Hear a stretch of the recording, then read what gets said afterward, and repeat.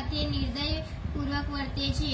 ભણેલા લોકો પણ ખાવા પીવામાં અભણની માફક વર્તે છે. ડોક્ટરો પણ પોતાના આરોગ્ય અને ક્યારેક દર્દી જેવા બેદરકાર જોવા મળે છે. વર્ષો સુધી શરીર અપમાનિત થતું રહે. ખાટલામાં પડેલું નાની ઉંમરનું શરીર એ તો અપમાનો અસહ્ય બની ગયું.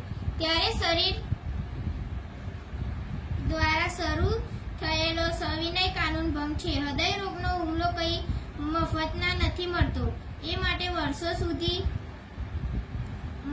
મથવું પડે છે. શરીર પોટલું સમજીને કલાકો સુધી ઓફિસની ખુરશીમાં બેસાડી રાખવું પડે છે અને ગમે તે સમયે ગમે તેવું અને ગમે તેટલું ખાવું પડે છે. હૃદય રોગના હુમલા વખતે માણસને પરસેવો વછૂટી જાય